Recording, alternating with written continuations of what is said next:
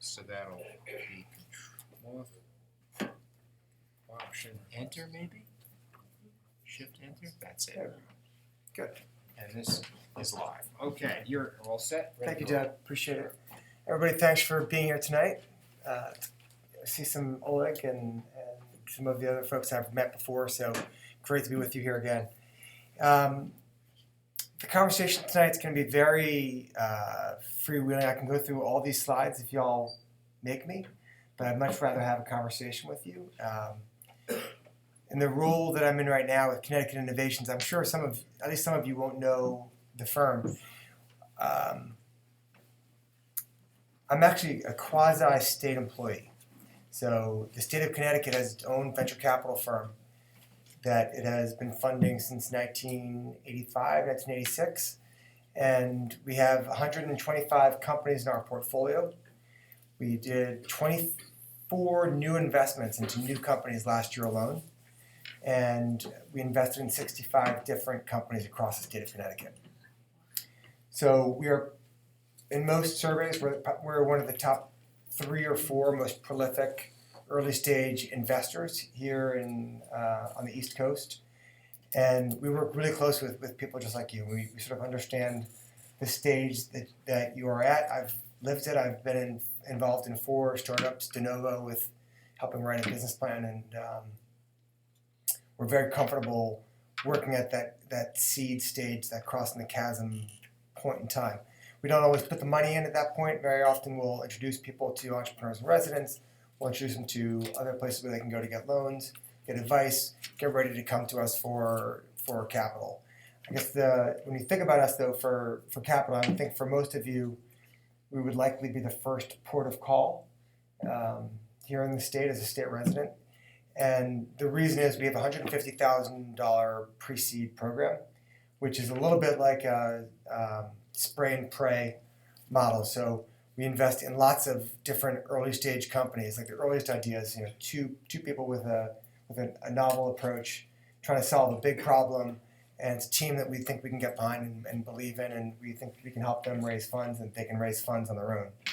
I'm happy to talk about that as well. But we really exist to help folks like you get to the point where you're ready to raise the larger capital rounds. I'd say across our portfolio, I'll go into this in more detail later if you like. The number one problem that I see in Connecticut, and I cover a lot of ground here in Connecticut, so I'm happy to talk about politics and the economy and all those areas if you're interested. But I would say that the number one problem that we have here in Connecticut isn't a lack of talent. We've got as much talent as anybody, although we're still a very small state. There isn't a lack of capital. There's a massive amount of capital in Fairfield County alone. We've got great universities. Yale and UConn are kicking out great ideas and great students and phenomenal faculty in Fairfield and Sacred Heart and Quinnipiac, Trinity, Wesleyan, Connecticut College. I mean, there's a vast number of fantastic colleges and universities in the state. I think the missing, and there was certainly not a lack of will from the government to help make a difference and put people together. I'd say the number one problem that I've faced is getting the folks into a room like this, getting the capital and the management and the ideas and the support systems to come together. And so I'm very new at Connecticut Innovations. I've only been there for about 15 months. And I'll tell you, most of my time has been spent meeting with folks like you and trying to connect you to the other folks who can help you be successful. And there's a lot of companies here in the state, a lot of ideas. So what we've done, and I think which has been fairly significant, is we have really aggressively ramped up the number of entrepreneurs and residents that we have. And so those are people who are like some of you, seasoned business professionals, have had some successes, have been in industry for 10, 20, 30, 40 years, have phenomenal Rolodexes, and are willing to go in and not just go to the companies and give them advice and pop back out and go back in 6 months later, but really go into these companies and if they need sales help, make the calls. If they need marketing help do the website. If they need help with the financials, helping companies actually pull their financial statements together. If they need help with getting their investor pitch because they need to go out and raise capital, they help with that. The next step in the evolution of our fund and for our portfolio, which is significant, is we really need to get larger rounds pulled together. So it can't just be Connecticut Innovations and one or two other smaller funds investing $1, $2, $3 million into a company. Because the problem with that, as many of you know, is that your idea, it may be truly unique, but there's always other ways to solve the problem. And the markets are moving so fast today. And the problem is that there's probably a company in Silicon Valley or in Canada or in New York or Boston that may, or if it's a really big problem in a big market, somebody else is working on the same problem. And they're raising very large rounds of capital. So the Connecticut-based companies are woefully underfunded, and so we're really focusing now on helping our companies get into the $5 million plus rounds of capital. And I think we set this as a goal for ourselves, and I think we've already achieved our goals for the year. So I'll go into some of the slides, just sort of be a conversation starter and hopefully elicit some conversation. Let's see. Okay, there we go. So just a few things that are happening at the state level. We spent a lot of time last year with the legislature trying to help them think about what needs to happen in Connecticut to make a difference, to have an impact. And one of the funny things that happened along the way was that they liked some of the ideas, and they've dramatically expanded a program called CT Next, which is that innovation ecosystem. It's the connective tissue. It's the invisible hand, where it funds the refinery in Westport, and it funds maker spaces around the state, and it funds accelerators and incubators and interesting programs where UConn or other folks are looking for matching funds to sort of get up and off the ground. So we had a lot of our funding reallocated to that program, which is CT Next, which I think is going to be impactful.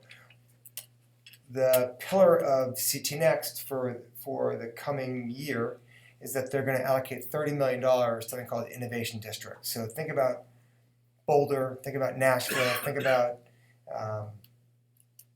certain neighborhoods in Manhattan, think about the Harbor District in Boston.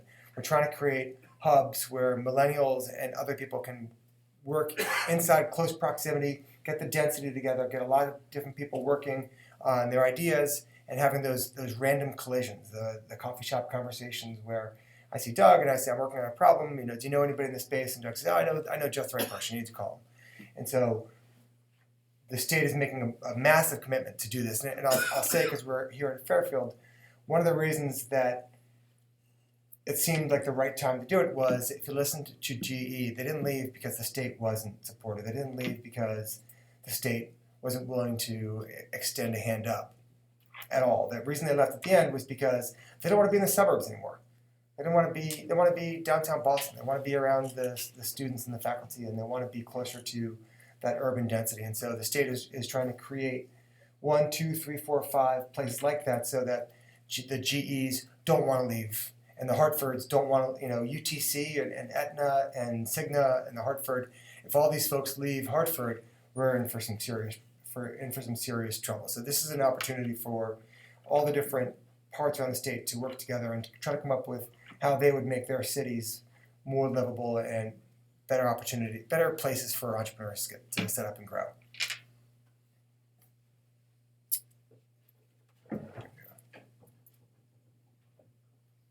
So another thing that we've done this year is we've tried to rebrand ourselves. So how many of you have actually heard of Connecticut Innovations before?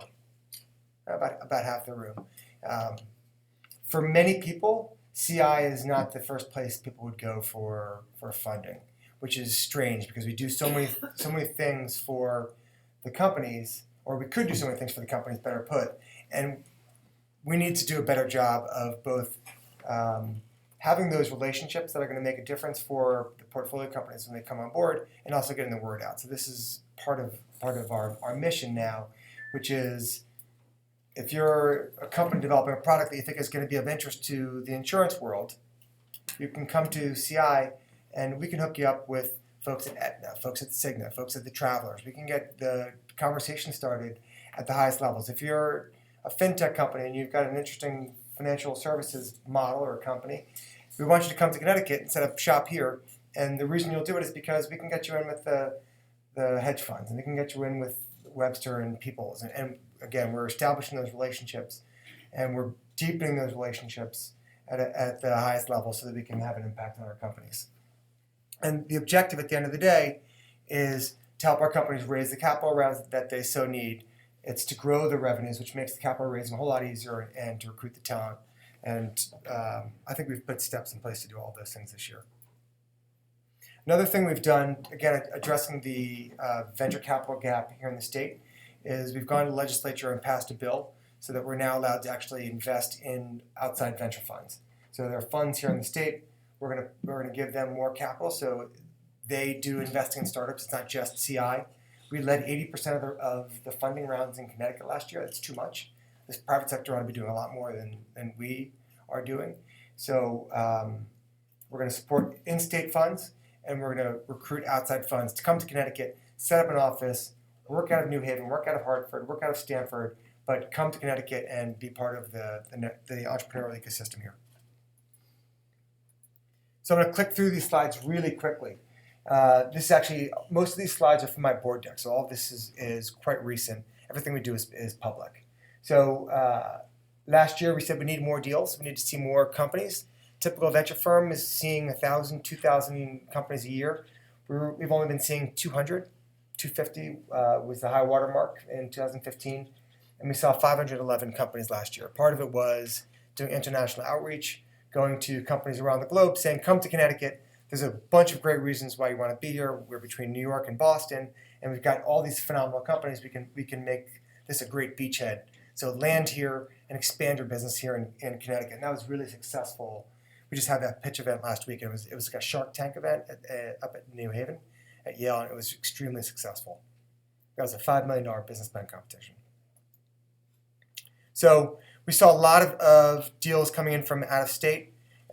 Fairfield County is maybe not surprising to those of you who are here. It's probably the strongest part of the state for entrepreneurship and for new ideas. But we also saw a huge increase of companies coming to Connecticut looking to establish shop here.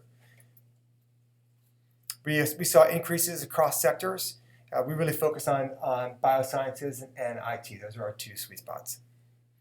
The leverage that we're seeing is phenomenal. For every dollar we put out, we get $3 from private sector funds. We're trying to get that to $4 next year. But for the companies to be successful, again, if CI, we write a check of $150,000 or $1 million, it's still just not enough to get the company. It's almost not enough to hire somebody.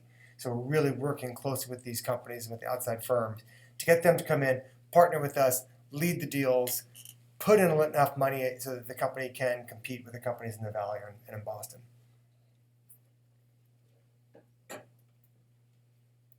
So as I mentioned earlier, we invested in a large number of companies.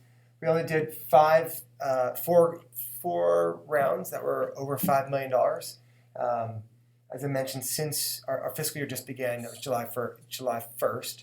And it's so interesting. Just by telling the team and telling the board, we are going to make this a priority. We're going to do way more $5 million plus rounds here in Connecticut. We've already done 5. So we're already ahead of last year, and it's not even the end of October yet. So a quick shout out for those of you who are into goal setting. It's really important. A lot of the funding, not surprisingly probably, it goes to Fairfield and New Haven, Fairfield County and New Haven County. This whole coast of Connecticut is a great place to start up a company. There's massive amount of talent and ideas and capital and universities. So this is a really phenomenal place, I think, to start a company. So as I mentioned earlier, our pre-seed program has been successful. We did almost 15. I think we did 15 companies last year that were tiny companies, 2, 3, 4, 5, 6 people. In some cases, they've got 0 employees. So a lot of the companies are still very much virtual. We manage 120 companies in the portfolio. Right now it's about 130. But we're only active in half. So if we do a pre-seed investment, $150,000, we don't actually deploy somebody full-time into that company as a board member. As a quick aside, you've all heard probably the governor talk about how there's a new economic reality. While we're doing all of this, we've also gone from 80 people at Connecticut Innovations down to 38. And I'd argue we're doing more with less. I think we're probably more effective, more productive. And the way we do that is relying on people like you in this room. So it's not that the work isn't happening, it's not that people aren't doing it. It's that we're shifting more and more of the work that we're doing onto the private sector. So we're getting the EIRs to do the work that previously people inside CI were doing. And I think the private sector folks are in many ways better positioned to do that work than are the government employees. Portfolio is super early stage. Right, so look at that number of companies where the revenues are still under $500,000, and look how few companies are up here. And this is the point where you can actually attract almost any growth stage investor will come in here once you get to $10 million run rate. And so the big push now is how do we get some of these companies? This is going to keep growing because we're doing the predominant number of deals in this area. But how do we get companies moving faster over to here, and that's where we get the jobs, and that's where the exits come from.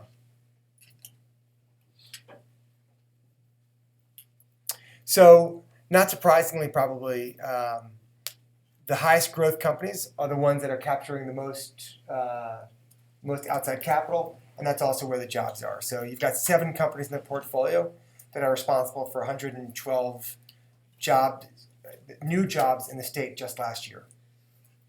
So we've got about 1,300 jobs across the portfolio today. So proceeds.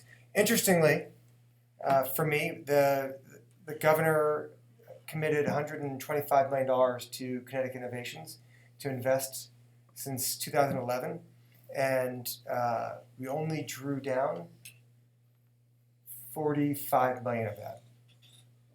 And the reason is because we've had a lot of investment proceeds. So we're getting 20. This is just the equity investments, but we've got venture loan investments as well. So we're bringing in $25 million a year in outside proceeds, and that goes a long way towards covering our costs and providing a lot of the investments that we're doing. So we're an evergreen fund. So as the money comes back to us from the loans and from the equity when we have sales, we put that money back into the economy.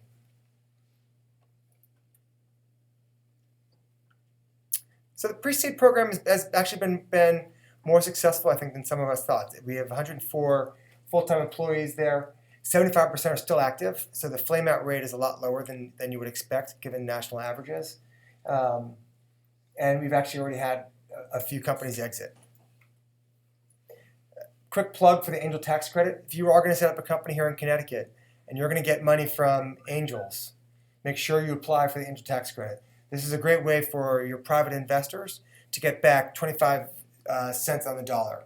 So let's say the company is very successful. They sell it for 2 times money or 5 times money. They also get back the 25% on their initial investments. But if the company flames out, they get almost 50 cents back on the dollar. So their downside return when they're doing their decision tree about how much am I going to lose, how much do I stand to make, they think that I can make 10, 20 times my money.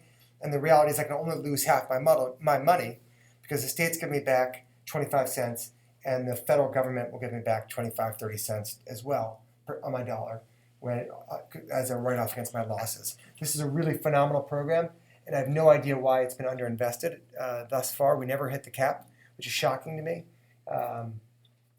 But last year, I talked about perceptions here. Last year, it's because the program is set to go away.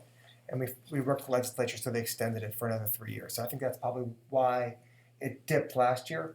But make sure people know about it. It's a really phenomenal way to get angels involved. And it's a good way to direct your tax dollars. If you don't want the state to spend your tax dollars, you can spend the tax dollars instead of having the state do it for you. So this is CT Next. I'm not going to go into this in too much detail because we already talked about this. When you get to the growth company stage, there's money out there for those companies as well. So you can come to us, apply for money. If you do a match, we can give you money to hire somebody to run a prototype project for you.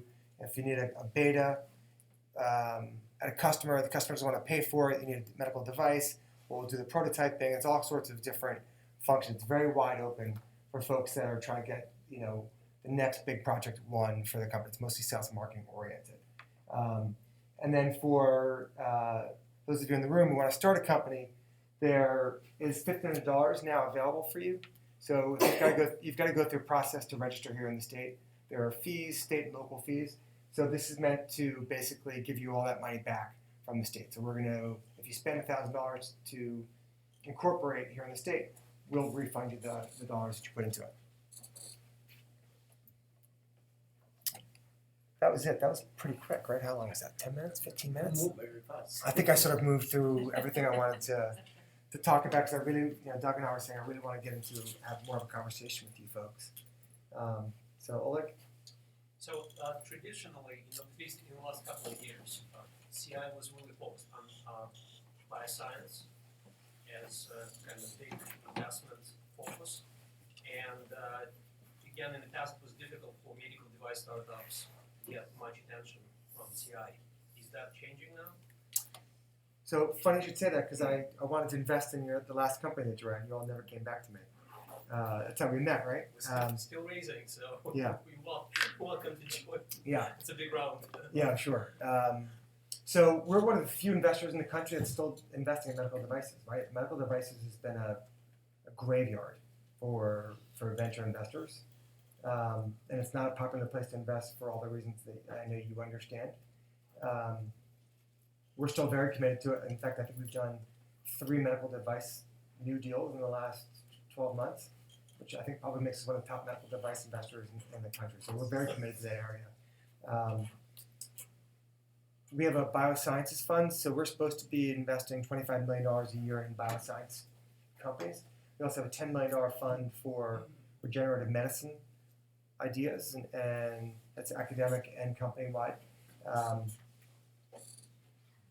I don't think we have $25 million plus $10 million worth of investable opportunities across the state. So what I'm sort of saying to the board is, let's not rush this. Let's be cautious. These are 15, 20-year investments. I've been involved in bioscience deals where it takes that long at least to get to market. So what we're probably going to do is extend the runway from 10 years to 20 years so that we're able to support the companies over the full life cycle. But I would say that CI is very committed to medical devices. We're quite close to Medtronic, Covidien Medtronic. We know the folks there very well, and we're able to hook companies in with those guys as well. Please. What's EIR stand for? So executive in residence or entrepreneur in residence, depending upon where you sit.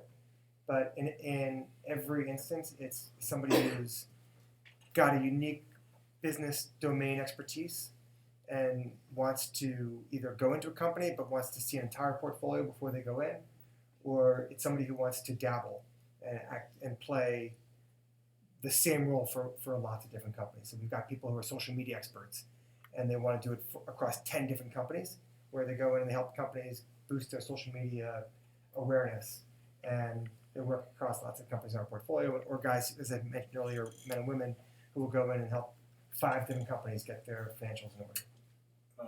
In my last 10 years of journey, the word venture is an expensive word. Venture capital. It's expensive. They bang on the door and they want to come in and give you money and tell you how to run your business. Take it over. Yeah. Take your money. Yeah, that's true. Take your investors' money. Well, they don't want to take your money. They want to give you money. They want They want to give give you you money, but they want to take your money. Yeah, on the backside, sure. Yeah. Well, at that point, of course, it's their money too. Big appetites. Yeah, I would say. How big is Connecticut's appetite? CI's appetite? So it's gone through a lot of different cycles. I'm an entrepreneur, and I would say we are, and I'm an investor as well. I would say we are hyper entrepreneur investor friendly. So I've gone in and done things like we're taking 20. If you move from the state, you're 25% IRR, which when you compound the original investment, after 3 years you're doubling the amount of every 3 years we're doubling the amount that we're asking for. So it was, I thought, a really onerous term. So we dropped that to 12. We've gone from really lengthy due diligence processes with painful application processes. We've tossed it all out the window. Not the due diligence, but the bureaucracy and the barnacles that sort of built up over the years to make it much easier for entrepreneurs and investors to work with us. And I'll say this about pricing, which I think is your point. I'm also saying I don't want to price around. We're the state. I don't want to be leading the investment. I want to be a follower. Let somebody else lead the round. I don't want to be the one setting the price for your company because I don't want to have that discussion with you. I want to be supportive of you, but I don't want to be the one who's saying, I think your company's worth $3 million and you think your company's worth $30 million. That's not a conversation that's gonna lead to a great opening conversation. So we're trying to get away from that. However, most of the time, companies want us to set the price because they need a lead investor, and so we do so, and I think we try to just follow market norms. Could you give us a little insight into how we could get some guidance into how to approach CI in order to be able to get funding? Sure. So, You have an address? Yeah. Could you put it out there? I can. I don't know if I can, but I'm happy to. You can. We'll make sure you get it afterwards. You can send that out to everybody, right? I'll give you my card. So there's a lot of ways to get to us. I think everybody in the state, if you go to the SBDC and they think you're ready, SBDC will send you to CI, right? That's true. If you're ready. If you're ready. They're not doing nothing. Yeah, right. But the SBA sends you to us. The CT Next group will send you to us. The DECD sends you to us. All the different groups around the state work really closely together. And if we think the company's not quite ready, we'll send you to SBDC. We'll say, you need to go work on your business plan. It's not ready for funding. So go work with SBDC in there. And I think you guys have like 8 offices around the state or more? 16. 16 offices around the state. Yeah. So there are a lot. No matter where you are, there's people in the area who are there to help. And our entrepreneurs and residents, we have 9 at Connecticut Innovations and 5 at CT Next. The CT Next EIRs are specifically there to work with the companies and help them get ready to come to CI for the funding. Because you don't want to come in. Here's the thing. Here's what you don't want to do. You don't want to come in and have a pitch meeting with 5 or 10 people at CI and not be ready for it, because it'll be a year before you're invited back in again or more. So it makes sense to really prep it and make sure your investor pitch is ready to go. Yeah. Hi. Thank you. In a very recent Wall Street Journal article, they're talking about this decline of startup activities in the U.S. How's that Connecticut in relationship to the U.S. The startup? Could you repeat that so we can hear? Sure. Yeah, there was a journal article in the last couple of days, right, about the decline in startups across America. About how many more startups there were 20 years ago and 30 years ago than there are today. And it was coming up with various theories about why that might be. That was an interesting article. So Connecticut is basically right around the national averages, which means we're down for startups from 20, 30 years ago as well. Over half the jobs in the state, though, are in small companies. Right.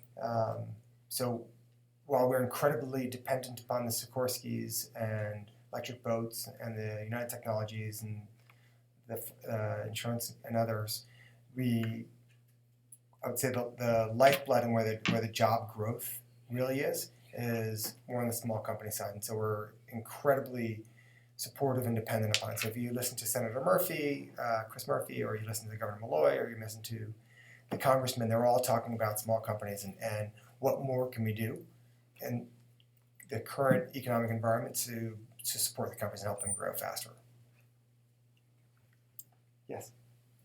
So the other thing about assisting small guys to make a connection to a potential customer within the state, that's what I'm interested in. I have a product and I'd like to get to, to get to someone in the state.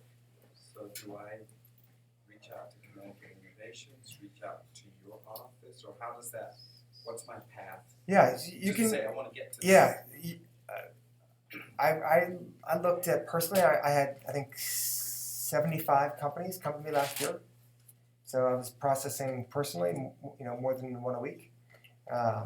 So send it to me directly, and I'll take a quick look at your pitch, and I'll direct you. And that holds for any one of you, and I'll direct you to the right resource here in the state. And I think you'll find that everybody at CI and at the SBDC and elsewhere has the same, come to us, talk to us, and we're here to help. It may or may not be I'm the right person, but I'll certainly direct you to somebody. It won't be a go to a website. We'll send you to a person.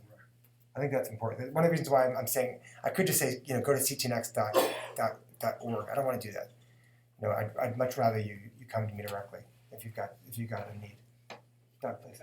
I've been doing these IACT meetings for the last 7 years, once a month, and I get very confused by the Connecticut economic ecosystems and acronyms. Now there's CTNext, there used to be hubs, once there was grids.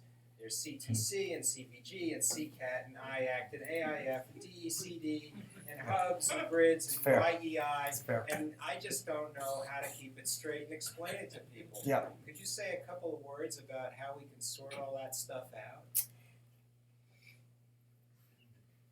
Well, at the risk of repeating myself, I think if you go to any of those groups, if you go to CVG, I know all those folks. I know lots of people in all those places. If you go to any of those groups, they can all tell you chapter and verse about where to go. So. Well, I'm a member of the AIF, and I don't know that we actually discuss that sort of thing.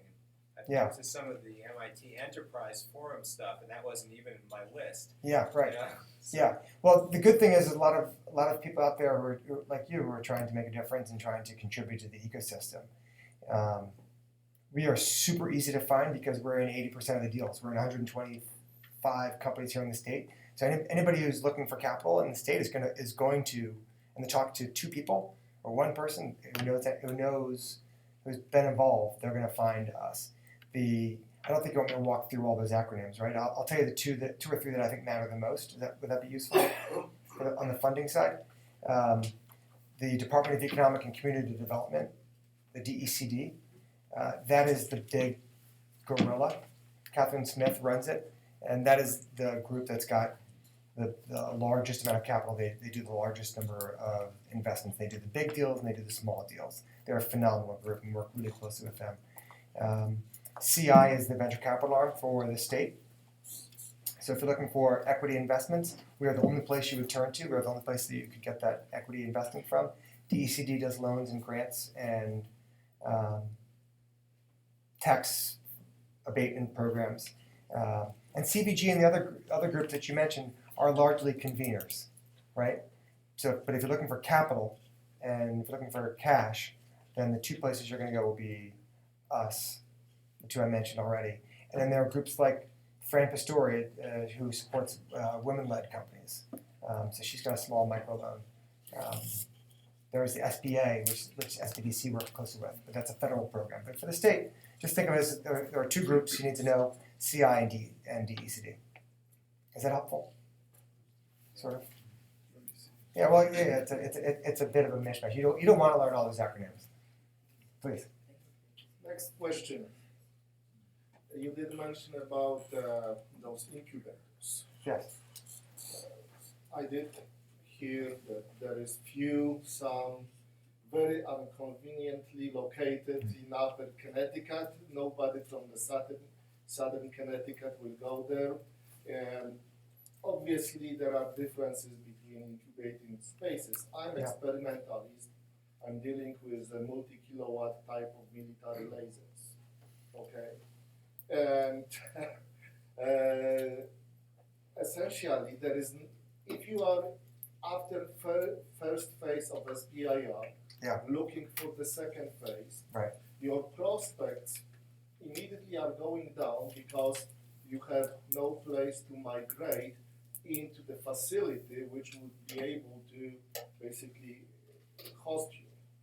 And that's what I would like to raise to your awareness and basically decision makers. Yeah. That much more we could accomplish as small inventors,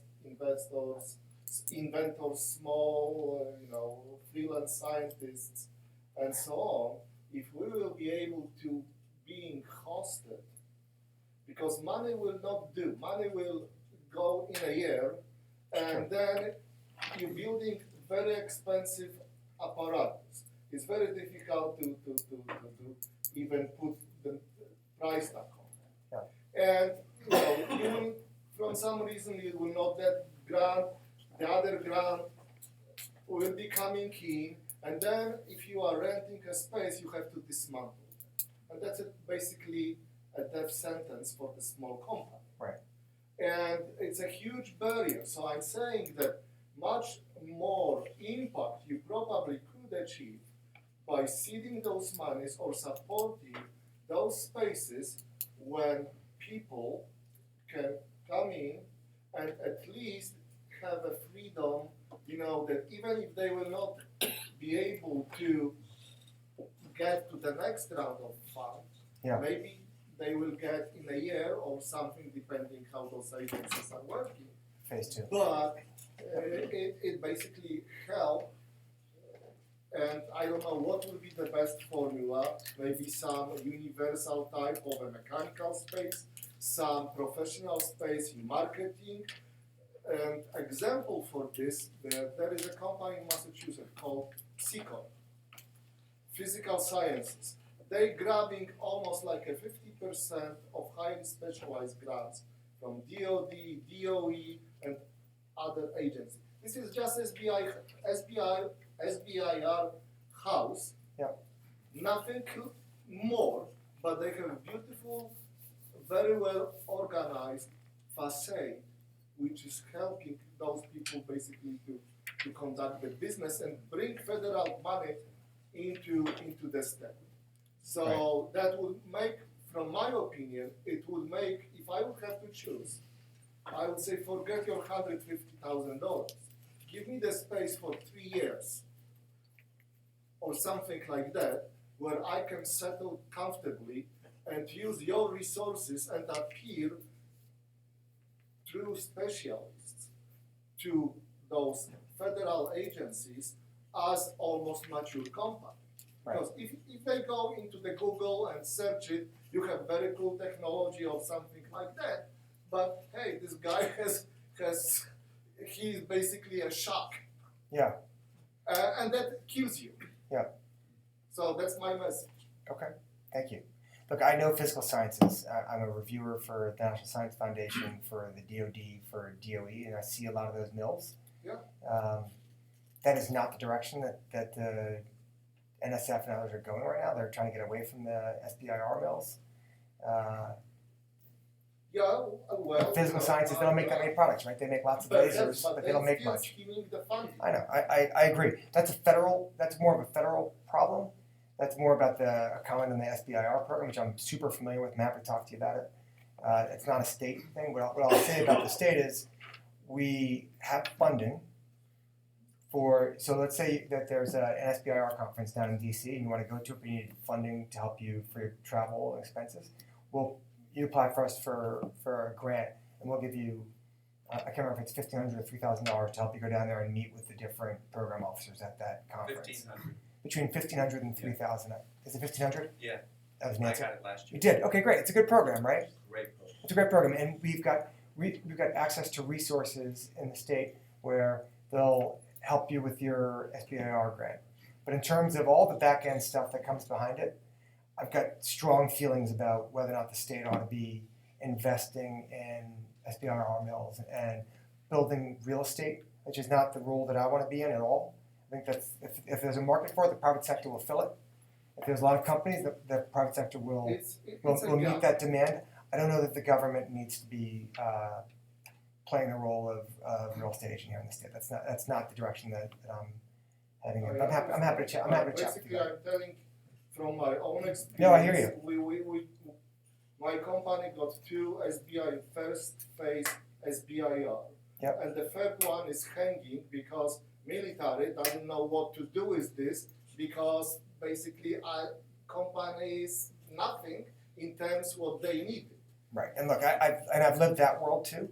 So I've spent a massive amount of time in the Pentagon, working directly with these the procurement officers. And here's the problem that you have, and that I have still to this day because I'm still involved with some of these companies. At the end of the day, Lockheed and Northrop and Battelle, they nose out the small businesses anyway. It's super hard to ever get into the real production volumes with But these companies. this is the problem. But that's a of federal. this That's a high-cool federal. technology. It's a high class problem, but it's a federal problem. It's not really a state problem. And I've spent a lot of time on federal stuff. I still do, but I'm just wearing my state hat today. Please. Yeah, this is a follow-up on the question of where you fit into the ecosystem with all these different organizations. I'm curious who CI invests alongside and who CI has as follow-up investors, and when it happens also who do you follow up on? I'm wondering where you fit in with like Elm Street, Launch Partners, Yep. and AIF, Yep. and of course the VC firms. Sure. So you mentioned the three most active investors here in the state by far. I love all three of them. I think they're great organizations. Kane's here in the state, and they probably do a deal here once a year. It's almost always a Yale spin out. Oak is here in the state, and they don't really invest. They don't look at early stage companies. So then the list drops off, right? It's not that you don't know them; it's that they're not here. That's what I was saying earlier about we need more venture capital firms. If you go down Sand Hill Road with a bag of cash and you can visit, $1 trillion in a day if you can get the meetings. And there's no Sand Hill Road here in Connecticut. We need a place where entrepreneurs can go because the advice that you get from Rob Bedigol and his team at Launch, or from Rob at Elm and Elon at Launch, or Constantine at Launch, that's essential. Or the Ed or Joe DiMartino give you from AIF. That's the stuff that actually makes a difference in the relationships that they bring you. So we need VCs to help. I actually think VCs can make a big difference. I'm a believer in the model. That if you get the right VC, it's their contacts and their relationships that make all the difference. There's a reason why Sequoia has every one of their funds is fantastic because the best deals go to them, but B, they can get you in with anybody. They can get a meeting with absolutely anybody in the country, and that's what the companies need. They need the customers. They need the money, but they really need the customers. Please. What's the quickest deal you've ever done? So I'm working on one right now. So I had a meeting on Friday, and I'm with attorneys today. Today's Tuesday, right? I got my deal team to approve going forward onto it on Monday. We're getting we've chosen our peer reviewer already, who's going to, two faculty members from Northwestern, who are experts in this particular market. I'm on track to close it in less than 4 weeks. Northwestern? Northwestern. Just coincidence. It doesn't matter. But we always use peer reviewers to help us look at our deals. If it's $1 billion or more, we get outside third-party objective expertise, and there happen to be some people who are world experts in this particular arena. So we just always use somebody. We try to use people in Connecticut, but if we can't, we'll go outside. So I've never done a deal in less than 4 months at any point in my life. Ever. Never? Ever. Never. And I've probably done 150 investments. Never quicker than 4 months. I've never done it in less than 4 months. And I think this will be the first time. And this goes to what I was saying before about CI being super entrepreneur and investor friendly. We want to move way faster. We want to be as entrepreneurial as the companies we're working with. But my answer right now is 4. I'm hoping I'll come back to you and say probably it'll be more like 6 weeks. But I'm hoping to do it in 4, which would be blazingly fast. Blazing. Please. In this highly globalized technology, capital, and talent economy, you mentioned like Silicon Valley has certain dynamics there. Right. you have been in this job for more than 2 years now. No right? less. I've only been 15 months. 15 months. So what do you assess? Where is the card? You know, some kind of advantage we have. Yeah. You know, and then we can play on it. Mhm. What's your thought on that? I'm so glad you asked. So I had that conversation. So with this company I just met with yesterday, Yes. they don't need our money. Could you repeat the question? Sure. Yeah, it was a great question. He said Silicon Valley has obvious dynamics and competitive advantages over every place else on the planet right now. It's sort of well understood what they are. How does Connecticut compete? Right? How do we differentiate ourselves and get people to want to come to CI and come to Connecticut, start their company instead of just going to Boston, New York? Yeah. Another or reference elsewhere. point is like Massachusetts. You know, Massachusetts, totally right. Boston is a Yeah, great it's place to different, be yeah. as well. Yeah. Although So Connecticut- Cambridge is a startling place to open up a business right now. Right. So here's what I tell people. If you want to get into the insurance industry, if you want one of your customers to be in the insurance industry, there's no place better on the planet than Connecticut. If you want access to the researchers at Yale and UConn, if you want access to really top caliber workforce that's not as expensive as in those other areas we're talking about, Connecticut's a great place to be. In financial services, I think we've got a real advantage over other places. If you are interested in the defense industry, we can get you meetings with, one of the largest companies on the planet is still United Technologies. So UTC and Electric Boat, which I think is Northrop, right? And Sikorsky, which is Lockheed Martin. So there is a lot, depending upon who I'm talking to, there is a story for most of them, and for some of them there's no compelling story. If you're making solar panels, I'm not going to try and convince you that Connecticut is a great place to open up your business. You ought to be in Arizona or California or in Asia. But for certain industries, I really think Connecticut can punch way above its weight, and it resonates. People are excited. They buy into it, and they say, most people aren't willing to open up the doors and make those introductions, or they don't have access to those people. So that's what we're talking about, and I think people accept that as a real story. I think people are feeling better about coming to Connecticut and starting companies here. Thank you so much. Please. Who does fintech? Who does financial services in the state? You say it's great to be in Connecticut. So fintech doesn't really. There's very few examples of good fintech companies in the state. I didn't But- say there's examples. Yeah, I no, want to know but who works with them, who understands them. who are the VCs or who are the? Well, Connecticut Innovations told me that they didn't have anyone in their organization that knew anything about insurance. And I found that kind of strange when you're in the insurance capital of the world. Shocking, right?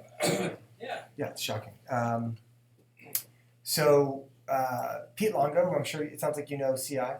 Pete Longo was just listed as one of the top fintech investors in the country. He's done 2 or 3 really interesting deals that are doing quite well. But more to the point, I think, if you look at Bridgewater is they just hired the guy who worked on the iPod and John, I think Rubenstein. He was at Apple for 20 years. He's one of the top inventors, and Bridgewater went out to recruit him, and he's now their CIO. So they're a fintech company. They're a big data company. FactSet is a company that started here in Connecticut that is now worth multiple billions of dollars, and they're in South Norwalk. All the insurance companies, the Hartford is a financial services company, right? They're not an insurance company, really. They're a financial services company. Right, so are they investing? Is that? In companies here in the state? Yeah, I'm looking for someone in the state of Connecticut So who CI wants to invest. has been and is. We've got, we're working on closing 4 fintech investments today. We've got a company that I'm in late stage due diligence with, term sheets. We're going to probably close that investment in the next 90 days So it's in the mobile payment space. the best location if you're looking for fintech investors is New York City. For sure. There is no place in the I'm not US looking for a lot, I'm looking for $250,000. Well, Well, even at two peanuts fifty, in this. you're gonna go to New York City. Right. New York City is a wash. So Connecticut can't. Is a wash in capital for fintech. But you're gonna be competing with a lot of other fintech companies. Oh, I don't mind that. I mean, I've raised millions and millions of dollars from the insurance industry, but as of 2008, that is not available. But it Right. is in New York City. It is in New York City. And it is in Connecticut. It is in Connecticut. Oak, I was just on a panel with Patricia Kemp. She is, Healthcare and also. Annie Lamont and Patricia Kemp are phenomenally successful fintech investors, and they're here in Connecticut. Yes. They're two of the top VCs in the country in fintech. So, and Point72, by the way, Stevie Cohen's new fund, they just did a $250 million fintech investment. So there would be a great group for you. Pete Costello runs that group. They would be a great group to talk to, but they're new. So Well, we're he's gonna save $250,000 the cost of the work in due diligence costs than what you need. yeah, but and that's why CI exists, because we're still filling that role with that early cost But of capital. I go to CI, and CI says we don't have anybody that can evaluate insurance company after a 45-minute presentation. I don't know the specifics, so I can't comment. But I'm happy to have a conversation with you offline about that. Okay. Probably it predates me, maybe. How long ago was that? How long ago was No, it that? was June, it doesn't predate. You had encouraged us to go there to begin with. Yeah. In January, so I have no fault, no comment. No. Yeah. It's just a disconnect. Well, look, we saw 511 companies last year. We invested in 24. So for every company that comes in, unfortunately, we say no to far more than we say yes to. We still try to find a place for those companies to go, but we're like all the other venture capital firms. And in fact, we're trying to get more selective, not less. But that's not to say that your idea isn't a good one. It doesn't. Oh, it's not an idea, another lot. it's reality. Well, there are also a number of angel investors in Fairfield County that have made their careers from financial services, so that's another area to tap. It's true. Thanks. Is there a list of angel investors in Fairfield County? So, well, lists are hard to come by. I know AIF is probably is definitely the most active investor in the state, angel investor forum. Do you know of other angel groups in Fairfield County? I don't know, Sound Angels is still active, I don't know. I haven't come across them. but, through AIF, they can put you in touch with individuals throughout the state. So, I would talk to Joe and talk to the groups there. That's a good start. Yeah, Leslie Stroll is now managing the group for AIF. So they actually hired somebody to manage it part time. Angel investors generally work in groups, and individuals kind of operate under the radar, so, they don't necessarily want to be on lists. They do not want to be on lists. So, you just have to work through the ecosystem. Right. I mean, the quality of introduction makes all the difference too. So a random email going into an angel is I can almost assure you, no matter how good the idea is, it's not going to go anywhere. Please. You talked about attracting millennials. Right. How do you think you're going to be able to do that? I mean, we're talking about a lot of old school industries here, right? And what's exciting about California is, advertising, programming, new companies, startups like that. Mm-hmm. Where do you see, Connecticut going? So where do you live? Easton. Easton. So if you go out in Stamford, any night of the week, 5 o'clock on a Monday, Tuesday, Wednesday through Sunday, it is bumping. Sure. It is packed with young people who are having a good time. And so that's a great start, right? South Norwalk has some of it, New Haven less so. It sort of gets the signal weakens as you go up the coast. Right. But I can tell you Stamford is a great place and I know a lot of young kids who live and work around there. And there's great jobs there, and they love living there if they can get an apartment. It's expensive, it's not cheap. But there are a lot of great job opportunities with very broad range of companies. There's a not thriving, but a very active startup scene there, all the way up to working at 0.72. And a lot of those jobs are concentrated in and around Harbor Point. It's a great place to be. I'm not trying to sell Stanford, although that is where my office is. Please. The seed, the 150 seed, how quickly do you sprout seeds? So we were doing one almost every 2 or 3 weeks last year. Process, it's also much quicker. So the amount of due diligence that goes into it is quite a bit less. For our larger investments, that can be 6 months of work spread out over time. So we're trying to get to know the company better before we write $1 million after our check. I want to spend a lot of time looking you in the eye and making sure I know who you are and know about your family and your company. The 150? But the 150, that's a much quicker process. We don't have to have that many what I'm asking meetings. Yeah, so it's quick. I don't want to put an exact time frame because it depends on Average? the company. I would say average is probably 3 months. So it could be faster, but it could be a lot slower. It depends on how people feel about the deal. One of the hardest things is getting one of the people on the deal team. This is to your point earlier. Is get somebody on the deal team to get excited about your company. That's the critical step. So we only have so many people on the deal team, and we've all got 5 or 10 deals that we're working on at any given time. So you can bump up or bump down, but somebody needs to fall in love with your concept. But this is in effect the state investing. It is the state's venture capital arm, yeah. You mentioned Sikorsky and UTC. I have an invention that's going to greatly improve fuel conversion technology. Yeah. Who do I go see? Because I've presented it to a couple of people, and I've proven my concept. Yeah. It's not just an idea. Please send it to me, and I'll find somebody who I think is a good place for you to start with at CI. It wouldn't be me, but we'll try to find somebody who can take a look at it. Does Mike Colsony work for you? He's from Danbury. I don't know. I think he's with CI in We Danbury. used to have a guy, Russ Tweedale, just retired, who came up through the fuel cell business. No, it's not fuel cells. Oh, okay. But we just did. What was it again? Then? Any fuel. Fuel. I'm going to Okay. improve the conversion of any fuel. Ah. Gas, coal. Okay. Whatever it is. Wood. Yep. We've done some work in the chemicals field with varying degrees of success. So, but we're happy to take a look at it. And to your comment before about we are the state, we're actually a quasi-entity, and so we were set up as a quasi, which means we're state employees, but we're outside. We don't report into any branch. We report to a board of external people, and we were set up to function and act in every way like a private sector venture capital firm.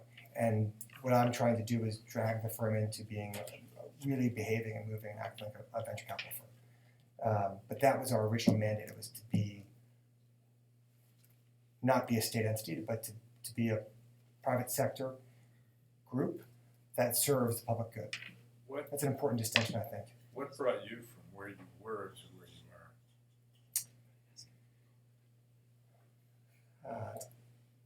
are? It's an interesting opportunity. It's much bigger than I thought it even was going to be.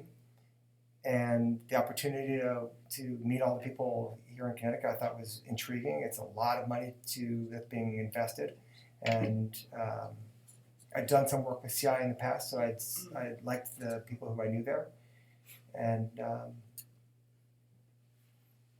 it was a very complicated decision. Let's just say it was extremely difficult and complicated decision, but I'm thrilled I made it. It's been great. I've loved every minute of it. Almost every minute. There have been some minutes I didn't love, but I've really enjoyed it. Please. Thanks. Well, thank you all for your time. I really appreciate it.